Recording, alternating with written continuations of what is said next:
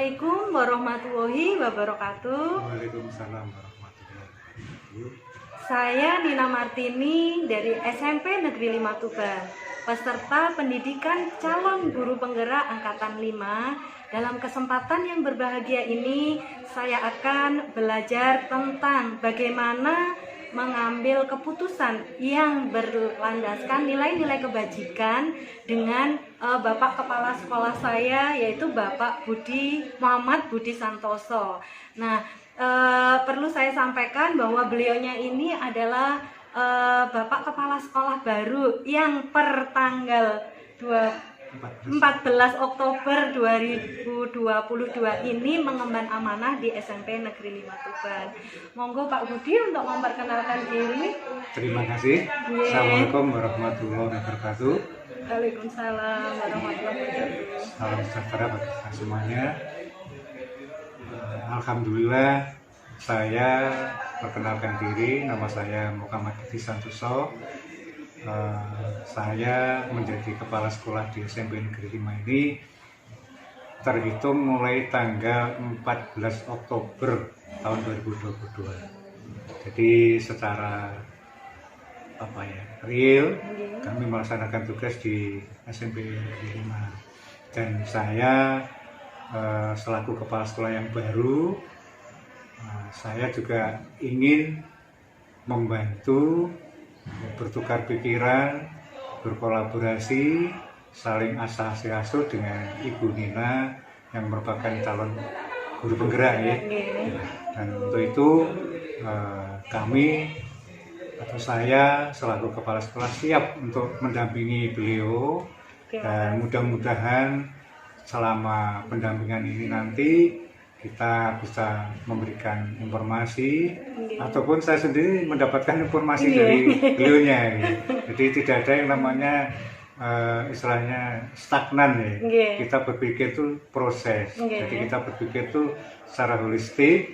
Jadi semuanya saling mengisi, saling memberikan informasi yang goalnya nantinya kalau Bu Nina itu berhasil, nanti saya harapkan untuk mengimplementasikan, membantu teman-teman yang ada di SMP 5 itu untuk melaksanakan apa-apa atau teori-teori atau hal-hal yang sudah diterima selama program CGP itu, sehingga nantinya akan memberikan warna yang baik, utamanya untuk kurikulum Merdeka di tahun ini. Jadi sekali lagi Bu Nina, saya siap membantu penjenengan. Terima kasih. Sekaligus saya juga ingin menyerap ilmu penjenengan. Insyaallah. Untuk itu kita saling kolaborasi ya. Itu aja perkenalan saya, dan mudah-mudahan kita semuanya masih diberikan kesehatan, umur panjang, sehingga bisa melaksanakan tugas dari pemerintah ini, dan sekaligus nanti ingin meningkatkan SMP Negeri 5 lebih baik dari tahun ke tahun. Kemudian kurang lebihnya saya mohon maaf, dan sementara saya akhiri. Assalamualaikum warahmatullahi wabarakatuh. Terima kasih Pak Budi atas perkenalannya.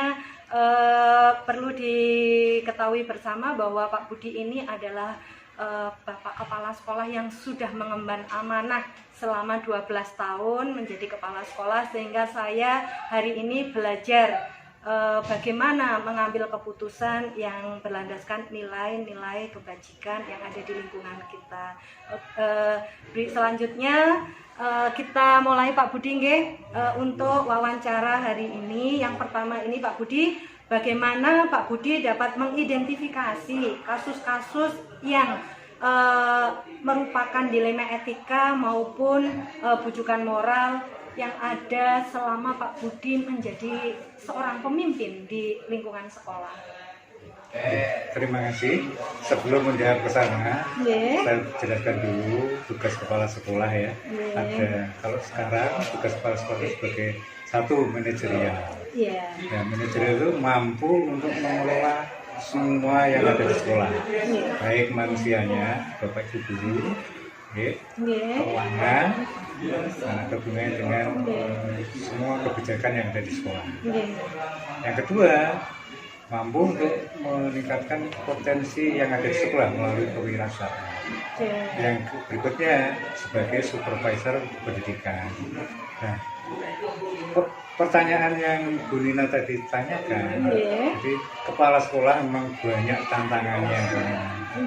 Jadi tantangan itu memang sesuatu yang harus kita hadapi. Dan hal yang harus kita hadapi itu harus ada istilahnya pemilahan. Jadi pemilahan itu dalam arti kita karena mengelola manusia di sekolah. Jadi yang kita kelola itu juga punya istilahnya nilai-nilai moral, nilai-nilai etika. Jadi kalau tadi pertanyaannya apa? Ada hubungannya dengan dilema etika, itu kan benar versus benar gitu. Jadi benar versus benar itu artinya begini. Ketika harus memilih apa antara dua pilihan, di mana keduanya itu secara moral benar, tetapi saling bertentangan. Nah itu Tetapi saling bertentangan. Ini banyak sekali di sekolah. Nah, ini bagaimana caranya? Ya kita identifikasi dulu permasalahannya. Kita identifikasi dulu, dan kalau saya yang sudah saya terapkan ini praktis ya. Praktisnya begini. Ketika dalam suatu penyelesaian masalah itu menyangkut pribadi perorangan, yang kemudian pribadi itu bertentangan dengan pada umumnya, ini harus kita lakukan intervensi yang tertentu. Kita melakukan itu bukan istilahnya itu hanya menyalahkan seseorang atau individu, tapi kita memberikan pandangan bahwasanya kepentingan individu tadi bertentangan dengan pada umumnya. Contohnya begini, diberikan tugas dengan batas waktu yang sudah kita tetapkan. Ada individu atau kelompok kecil. Jadi individu bisa, kalau individu itu personal ya. Jadi misalkan ada guru A, guru B, guru C dan sebagainya. Kalau kelompok ini mungkin ada beberapa personal atau individu guru yang mungkin sama, pola pemikirannya sama. Ya, misalkan diberikan tugas, ya hari kapan selesai, tetapi kelompok kecil atau individu ini belum selesai. Betul. Tetapi yang lainnya sudah selesai. Nah, ini sudah permasalahan. Nah, itu kita tidak bisa istilahnya menghakimi, karena dia punya rasa, punya kepekanan. Kita juga punya empati. Jadi jangan rasa empati kepada orang. Jadi jangan istilahnya mengkupas orang lain di depan orang gitu ya. Jadi kita mengorangkan orang. Kalau prinsip saya praktisnya begitu. Jadi saya panggil, saya berikan motivasi, saya berikan pembanding, terus kita ajukan beberapa aturan yang ada di sekolah, aturan kinerja dari guru. Nah, terus ada aturan-aturan perundangan. Itu kita sampaikan, kita berikan wawasan sehingga kelompok kecil atau personal tadi memahami. Kalau sudah memahami, berarti kita bisa mengambil kebijakan. Apa kebijakannya? Tolong kedepannya mengikuti yang umum. Walaupun benar ya, sama-sama benar, tapi harus mengikuti yang ada.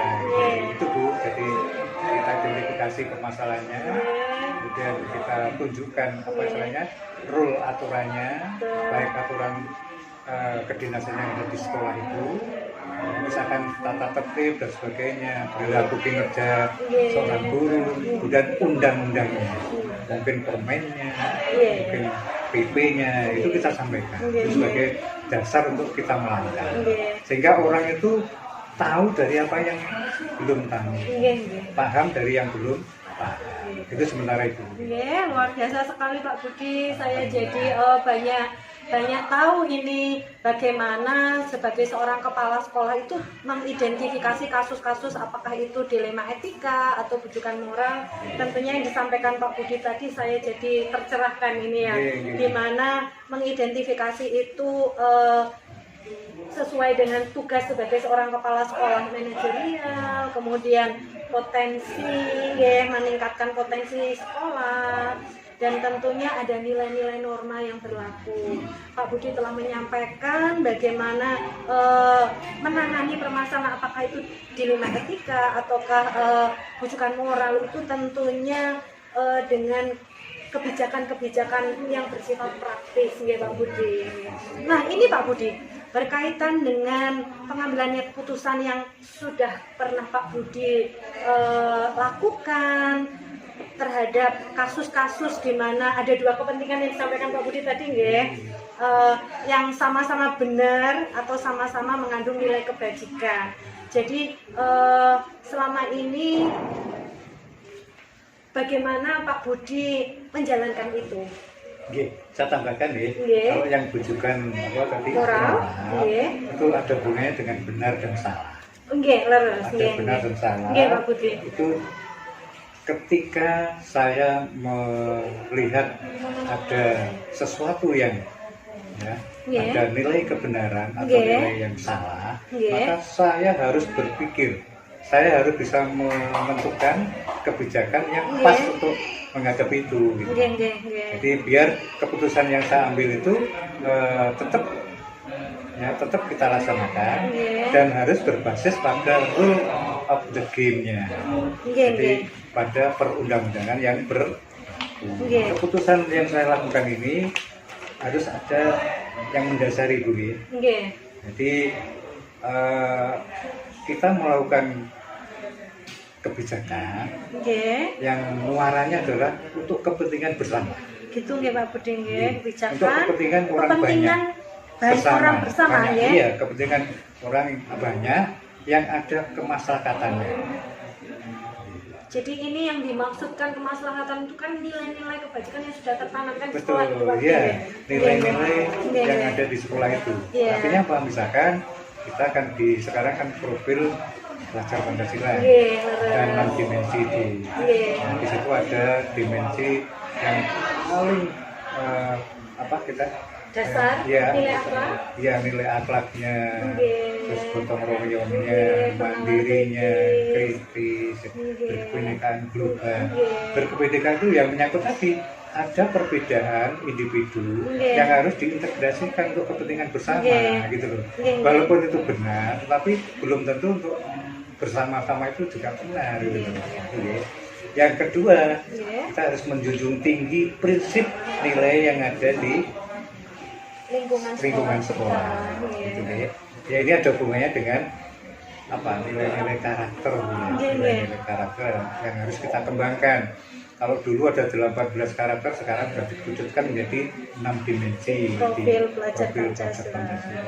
Apakah hanya pelajarnya? Tidak. Gurunya harus ikut di dalam istilahnya implementasi. Iya, 6 dimensi itu juga sebelum ke anak juga harus kita dimulai dari diri seorang guru, mulai dari kepala sekolah sampai penjaga. Paling tidak bisa mengaplikasikan, mengimplementasikan satu di antara 6 atau mungkin kalau lengkap lebih baik. Berkaitan bertahap ngoten nggih. Terus kemudian yang ketiga, melakukan apa yang kita harapkan yang orang lain itu bisa menerima, gitu. Jadi orang lain bisa menerima apa yang kita lakukan, gitu. Itu yang harus penting sekali. Jangan istilahnya individu tetapi tidak diterima orang lain. Nah, itu yang jadi Pak Budi, kadang-kadang sering orang itu merasa baik menurut dirinya, tapi belum tentu bisa diterima secara umum di lingkungan kita, gitu ya. Terus prinsip-prinsip yang saya sampaikan tadi, saya kelompokkan menjadi 3, Bu. Kita tuh berpikir berbasis pada hasil akhir, Bu. Jadi hasil akhirnya apa? Yaitu tadi profil pelajar Pancasila yang ada 6 dimensi tadi. Itu holistik, Bu, ya. Holistik, berkesinambungan, ya, semuanya saling bertaut-taut, tidak terpisahkan. Yang kedua, berpikir berbasis pada peraturan. Peraturan ini bisa tata tertib sekolah, tata tertib guru, terus peraturan perundangan yang berlaku, mulai permen, PP sampai perundang-undangan yang lebih tinggi. Kemudian berpikir pada rasa peduli, Bu. Nggih. Ketika ada teman kita yang di jalur yang tidak benar, kalau kita tidak empati, Nggih, nggih. tidak berikan, maka kita itu berdosa juga. Artinya apa? Kita jelong-romo orang yang tidak benar gitu loh. Nah, itu Makanya ya, harus ya, kita ya, ya. kembalikan ke rel yang sebenarnya. Berbasis peduli gitu Pak. Peduli, Nggih. kepedulian seorang pemimpin kepada anak buahnya, pemimpin pada stafnya, penting, Bu. Nggih. Gitu ya. Luar biasa Sementara itu, sekali ya. Pak Iya. Budi. Terima Iya. kasih apa yang sudah Pak Budi sampaikan, bahwa ketika sebagai seorang pemimpin, prosedur-prosedur yang harus dilalui itu ternyata membutuhkan landasan berpikir yang tentunya mengacu kepada kepentingan-kepentingan yang umum. Nggih. Kemudian apa yang disampaikan Pak Budi tadi, menjunjung tinggi nilai karakter itu Karakter, penting sekali sebagai seorang pemimpin ya. Iya. Ketika nanti mau mengambil keputusan-keputusan, apakah itu nanti nuansanya dilema etika atau kebijakan moral, Iya. sering kita nggak bisa menghindari hal itu. Betul, Pak Budi. Nggih. selalu berdampingan. Nggih. Kemudian yang disampaikan Pak Budi tadi luar biasa sekali, menambah semakin pahamnya saya bahwa ketika jadi seorang kepala sekolah, apa yang diputuskan itu tentunya harus berpikir secara hasil akhir ini mau dicapai apa gitu Pak Budi. Nggih. Kemudian berbasis peraturan dan berbasis kepedulian itu penting sekali, bahwa jadi tanggungan moral kita ketika kita itu baik tapi orang yang ada di lingkungan kita ini kita tidak peduli, maka mendane besar sekali tanggungan yang kita apa yang kita jalankan. Pak Budi, dari apa yang disampaikan Pak Budi hari ini, saya menjadikan ini Pak Budi berpikir bahwa jadi kepala sekolah itu harus punya tanggung jawab yang besar, begitu Pak Budi. Kemudian kalau ini Pak Budi, masalah-masalah yang ada di lingkungan kita ini, ketika kita tahu itu masalahnya berupa apakah itu bujukan moral ataukah dilema etika, jadi Pak Budi ketika memutuskan ini untuk kepentingan bersama itu, Pak Budi apa langsung diputuskan atau ada jadwal tertentu Pak Budi? Ya, kalau saya praktis Bu ya. Kalau saya praktis, saya kan dari pengamatan keseharian, kemudian melalui tanya jawab, komunikasi, terus melalui rapat-rapat dinas, itu kan kita tahu. Jadi dua hal tersebut, nah itu kalau menurut saya tidak usah saya jadwal. Jadi ketika praktis, ketika ada hal yang seperti tadi, kita selesaikan sesuai dengan permasalahannya. Jadi tidak usah menunggu kapan Bunda. Pak Budi, lebih kepada situasional gitu. Kan pada prinsipnya kan lebih baik segera menyembuhkan sesuatu yang tidak benar, sakitnya itu kan lebih baik lebih cepat, lebih baik. Terima kasih Pak Budi. Berarti tanpa ada penjadwalan yang secara apa Pak Budi, tentunya yang diambil tuh yang praktis gitu. Kemudian ini masalah segera diselesaikan, tidak usah mengulur waktu karena ini penyakit dan harus disembuhkan. Betul. Itu baik secara individu. Kalau kita masalahnya itu secara umum hampir sama, kita sampaikan di rapat. Kalau individu sudah personal itu kita sampaikan secara individu. Kalau masalahnya sama, kan kadang-kadang ada masalah yang khusus, ada masalah yang sama Bu ya. Kalau masalah yang sama kita sampaikan ke dalam rapat melalui pembinaan, menyampaikan informasi hal-hal yang saya temukan ini sebagai evaluasi untuk dilaksanakan agar segera ada perbaikan. Yang penting kan itu ada progres untuk diketahui hal-hal yang tadi ada teman-teman kepala sekolah, Nggih. kemudian kita menyampaikan permasalahannya, Iya. kita berikan solusi, akhirnya secara bersama-sama melaksanakan. Ini luar biasa sekali Nggih, Pak Budi. nggih. Mudah-mudahan Nggih. nanti saya yang lagi belajar jadi pemimpin pembelajaran di kelas ini ya. Insya Allah. Kedepannya nanti insya Allah apa yang sudah disampaikan Pak Budi ini saya menjadi lebih banyak sekali pengalaman yang sudah diterapkan Pak Budi. Nah ini Pak Budi, kalau tadi secara praktis ya Pak Budi ya, maka ketika permasalahan ini diselesaikan langsung secara praktis, terkoordinir tanpa tidak ada justice begitu ya Pak Budi. Dari koordinasi, kemudian rapat-rapat dinas kita sampaikan bahwa ini yang perlu dibenahi, ini yang harus kita tingkatkan lagi. Nah ini Pak Budi, adakah seseorang ketika kita mengambil kebijakan-kebijakan yang selama ini kita putuskan begitu Pak Budi ya, apakah ada seseorang atau faktor-faktor yang selama ini mempermudah Pak Budi untuk mengambil keputusan tersebut? Ya, jadi sekolah itu kan ada tim pengembang sekolah atau tim yang meningkatkan manajemen sekolah. Jadi ada guru senior yang kita istilahnya ajak komunikasi, ada permasalahan ini, ada permasalahan ini, terus kita diskusi, kita diskusi, kita mengambil masukan-masukan. Nah kita klarifikasi masukan-masukan ini apakah sudah ngelink dengan permasalahannya. Kalau sudah ngelink dan itu sebagai solusi, itu kita berikan resume. Jadi ini, jadi saya selama ini enjoy saja karena saya punya tim hebat gitu. Iya, nggak bisa kita berpikir sendiri. Iya, nggak bisa. Jadi orang-orang faktornya adalah faktor tim sekolah yang hebat. Ya, itu. Jadi tim itu terdiri dari apa? Guru-guru senior, kita ajak untuk berdiskusi, menyelesaikan masalah tadi, baru saya yang menyampaikan.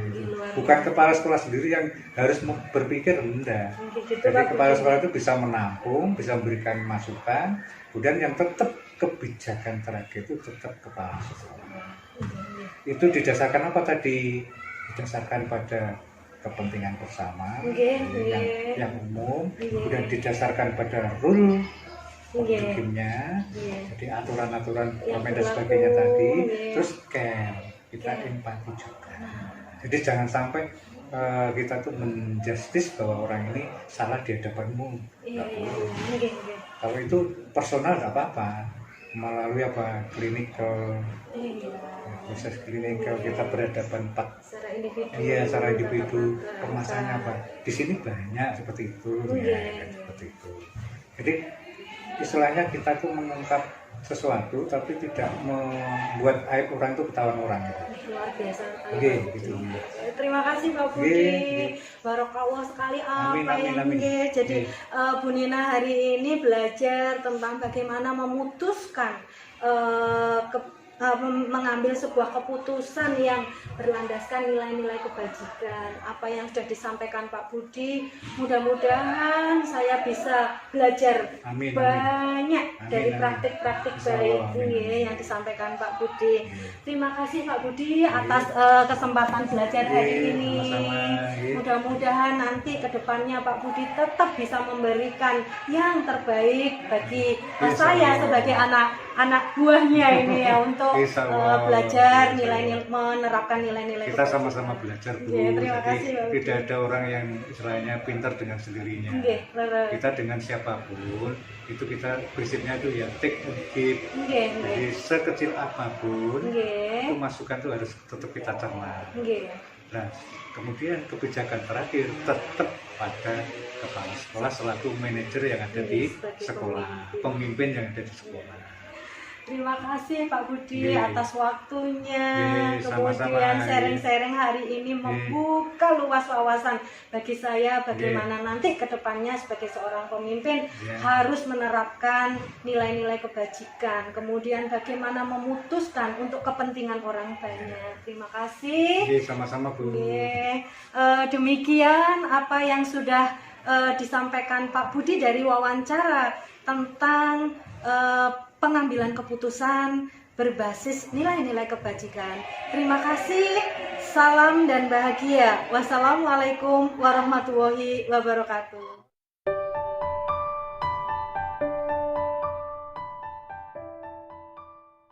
Assalamualaikum warahmatullahi wabarakatuh. Waalaikumsalam warahmatullahi wabarakatuh. Selamat malam Pak Nanang. Rina, gimana kabarnya? Baik? Alhamdulillah baik Pak Nanang. Terima kasih, dalam kesempatan yang berbahagia ini saya diberikan izin untuk belajar bagaimana nanti Pak Nanang sebagai kepala sekolah dalam mengambil keputusan-keputusan terkait dengan permasalahan-permasalahan yang ada di sekolah berdasarkan nilai-nilai kebajikan. Perkenalkan, saya Nina Martini dari SMP Negeri 5 Tuban, calon guru penggerak pada angkatan 5. Hari ini akan belajar bersama Bapak Nanang. Monggo Pak Nanang. Oke. Saya yang berkenalan. Ya, nama saya Nanang Safi'i, sehari-hari berdinas di SMP Negeri 2 Montong, tapi SK yang terbaru, saya akan bertugas, insya Allah minggu depan sudah di SMP Negeri 1 Widang. Itu saja perkenalan saya. Terima kasih Pak Nanang. Selamat ya atas amanah barunya sebagai kepala sekolah di SMP Negeri 1 Widang. Mudah-mudahan amanah, berkah, dan tentunya siap untuk membuka kesempatan bagi saya untuk banyak belajar ini. Amin, monggo, silakan. Jadi gini Pak Nanang, sebagai kepala sekolah tentunya Pak Nanang di lingkungan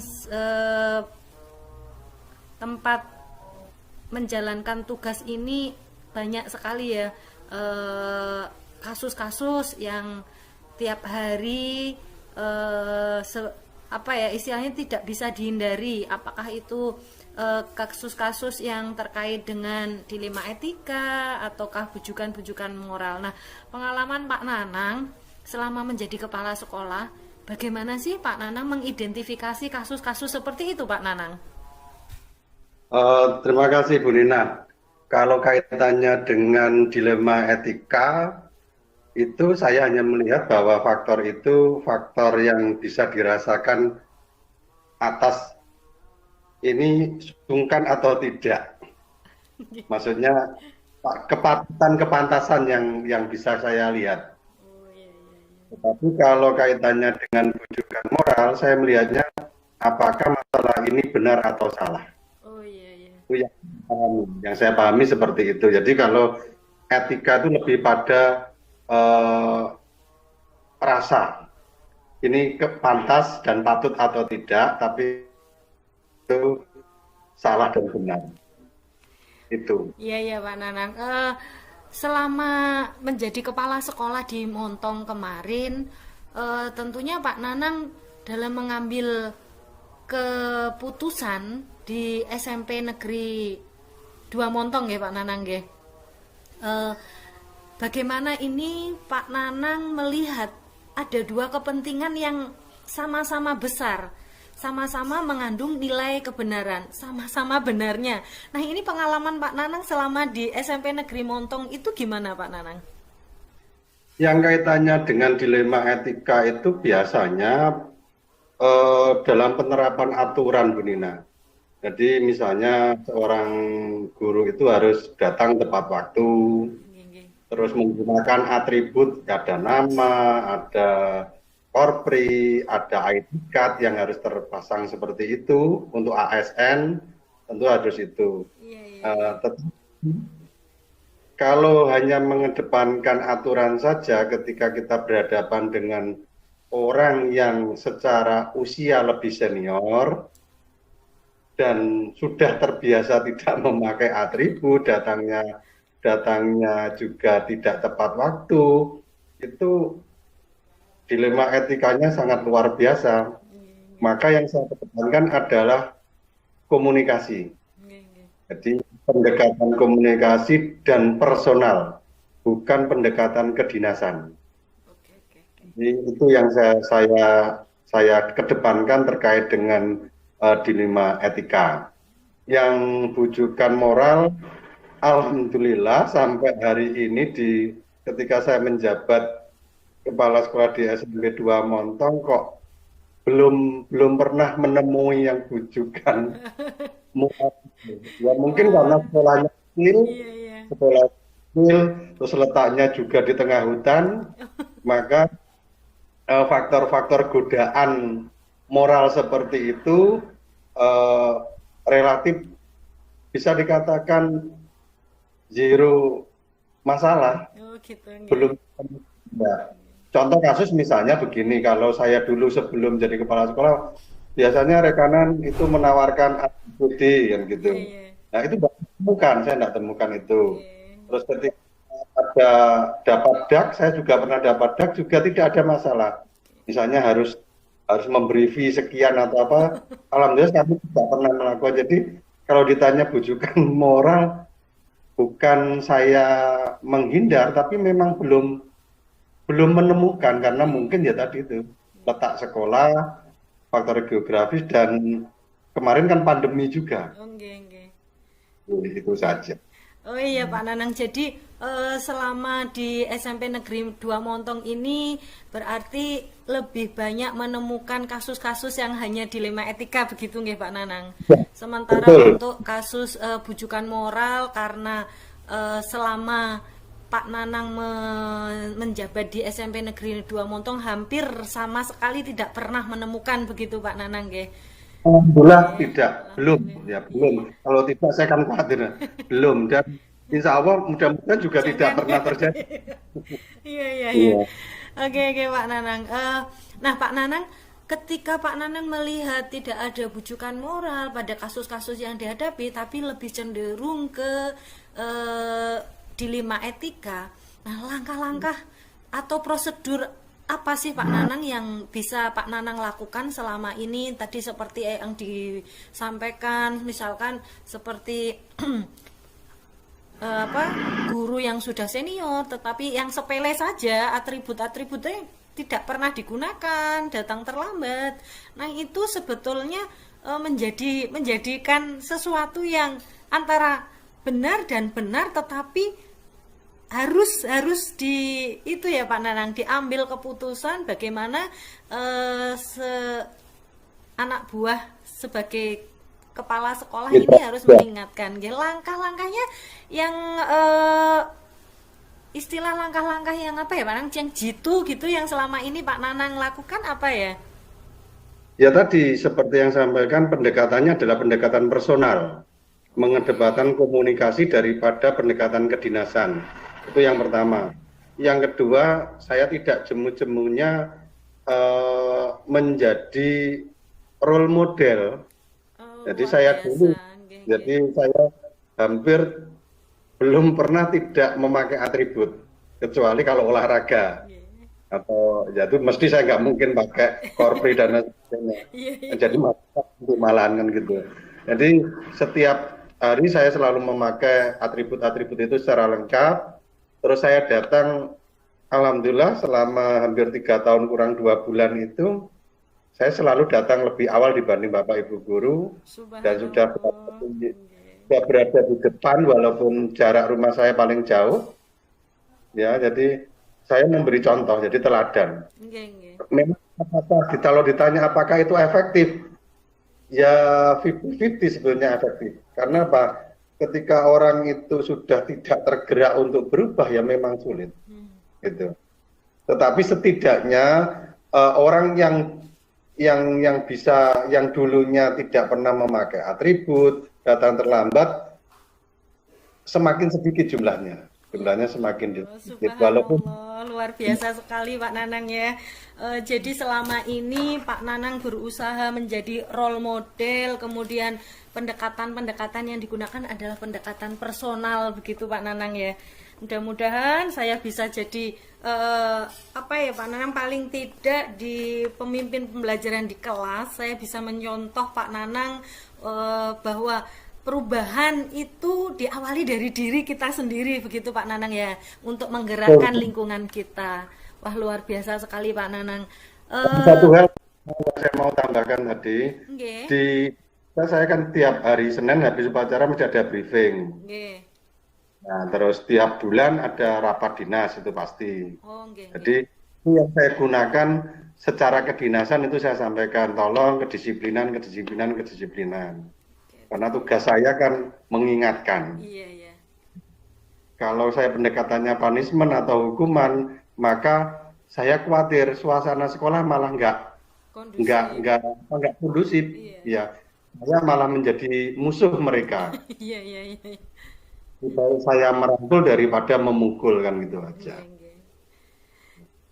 Jadi apa yang dapat saya tangkap dari pengalaman-pengalaman Pak Nanang ini, Pak Nanang berarti selalu membuat jadwal begitu ya Pak Nanang ya. Senin setelah upacara briefing, kemudian 1 bulan sekali minimal mengadakan rapat dinas untuk koordinasi dengan tim di sekolah itu ya Pak Nanang, sehingga Semua Bu. semua nggih, Jadi semua warga sekolah nggih. mengevaluasi kegiatan 1 bulan itu. Ya, ya, ya. Mengevaluasi bulan dan kegiatan yang 1 bulan yang akan datang kita sampaikan. Wah, luar biasa sekali. Berarti terjadwal, kemudian koordinasi semua warga sekolah, sehingga apa yang sudah dilakukan direfleksi dan kedepannya adalah rencana harus dilakukan dengan baik, begitu Pak Nanang nggih. Betul. Insya Allah semua sekolah juga seperti itu. Nggih, nggih, luar Nggak biasa sekali. biasa. Terima kasih Pak Nanang. Kemudian satu lagi nih Pak Nanang. Kalau saya melihat pengalaman-pengalaman Pak Nanang, kasus-kasus yang dihadapi dari apa yang sudah disampaikan Pak Nanang tadi adalah kasus-kasus yang dilema etika. Nah, ketika kasus-kasus itu ada enggak Pak Nanang yang menurut Pak Nanang tantangannya luar biasa sekali, itu kasus apa ya Pak Nanang? Kasus kalau dari teman guru sih ya hanya 2 itu, kedisiplinan itu saja sama kedisiplinan datang dan atribut. Tapi kalau untuk siswa itu yang saya alami adalah begini Bu. Ada anak yang kelas 7 masuk SD, masuk SMP itu tidak bisa baca, Nggih, nggih. bisa membaca. Bahkan misalnya mengeja saja kadang-kadang masih sulit. Oke, Ini oke. kan juga dilema. Dilemanya kan juga kalau ini eh, apa tuh dia tidak mendapatkan materi di kelas itu juga salah. Tapi kalau itu tetap dipaksakan mendapat materi di kelas, dia nggak nyampe. Maka mau nggak mau dia begini sebagai kepala sekolah, saya minta izin kepada Bapak Ibu guru Nggih, setiap saat jam 8 setelah saya melakukan ya lihat-lihat situasi sekolah, nggih. saya mengajak anak itu untuk saya ajari membaca. Luar biasa sekali. Jadi Pak Nanang turun sendiri ya Pak Nanang ya. Karena saya kan nggak mau merepotkan Bapak Ibu guru ketika mengajarannya 1 orang itu. Jadi Oh, 1 orang itu urusan saya gitu aja iya, gitu. iya. Tentu saja ketika ada mapel bahasa Indonesia atau bahasa Jawa, guru bahasa itu saya minta untuk ngedrill juga gitu. Wah, luar biasa sekali ini Pak Nanang. Itu 1 jam 8 sampai jam 9 itu saya ajari untuk membaca. Oke, Walaupun memang sulit ya. oke, oke. Luar biasa sekali Pak Nanang. Pak Nanang yang jadi seorang pemimpin, berusaha dengan kondisi-kondisi sekolah yang ada, menjadikan diri Pak Nanang adalah role model yang patut untuk ditiru oleh warga sekolah, sehingga kebaikan-kebaikan yang ada pada lingkungan sekolah itu, nilai-nilai budaya positif itu terbangun dari motivasi intern begitu nggih Pak Nanang.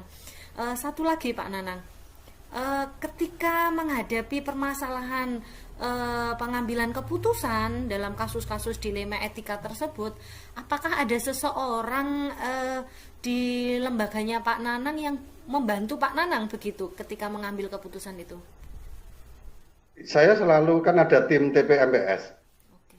Tim penjaminan mutu itu kan terus itu yang jelas, dan ada tim manajemen yaitu Waka, kurikulum, Sarpras, kesiswaan itu yang kalau ini kasusnya terkait dengan sekolah ya Waka harus tahu kan gitu. Kaitan siswa ya kesiswaan harus tahu. Yang kasusnya dengan pembelajaran ya kurikulum harus tahu kan gitu. Yang kaitannya dengan masyarakat ya humasnya harus tahu kan gitu. Dengan begitu akan terjalin komunikasi yang nyaman, dan setelah itu baru disampaikan di briefing atau di rapat dinas. Supaya informasi yang di sekolah itu jangan sampai ketika wali murid atau siapapun tanya ada apa di sekolah, tidak tahu gitu. Itu kan bahaya. Jadi sesuatu program di sekolah ya harus diketahui dan siapapun yang tanya juga bisa menjawab. Wah, terima kasih sekali Pak Nanang, kesempatannya hari ini luar biasa, walaupun singkat tetapi dari apa yang disampaikan Pak Nanang saya banyak belajar bahwa ternyata permasalahan-permasalahan yang ada di lingkungan kita dimanapun, apakah itu dilema etika ataukah itu bujukan moral, sebetulnya kita sendiri ini harus menjadikan diri kita contoh yang baik, begitu Pak Nanang. Terima kasih Pak Nanang, luar biasa sekali kesempatan hari ini. Juga akan jadi pemimpin pembelajar yang luar biasa, karena calon guru penggerak insya Allah Desember C-nya hilang jadi guru penggerak nanti. Pangestu dipun nggih, mohon doanya Pak Nanang, dan saya tetap berharap Pak Nanang ada waktu ketika saya membutuhkan motivasi-motivasi, mungkin saya membutuhkan bagaimana sharing-sharing pengalaman terbaik Pak Nanang yang sudah diterapkan, sehingga saya kedepannya sebagai pemimpin pembelajaran di kelas ini ya bisa mengambil keputusan-keputusan yang berlandaskan nilai-nilai kebajikan. Terima kasih ya Pak Nanang nggih. Terima kasih supportnya, doanya, motivasinya nggih. Demikian Pak Nanang, mohon maaf sekali lagi, terima kasih dan barokallah atas izin waktu yang diberikannya. Terima kasih. Demikian apa yang bisa saya pelajari dari wawancara bersama Bapak Kepala Sekolah, Bapak Nanang, sehingga pengalaman-pengalaman beliau yang luar biasa ini menjadikan pembelajaran baru bagi saya sebagai seorang pemimpin pembelajaran di kelas. Terima kasih, saya akhiri. Wassalamualaikum warahmatullahi wabarakatuh. Waalaikumsalam warahmatullahi wabarakatuh.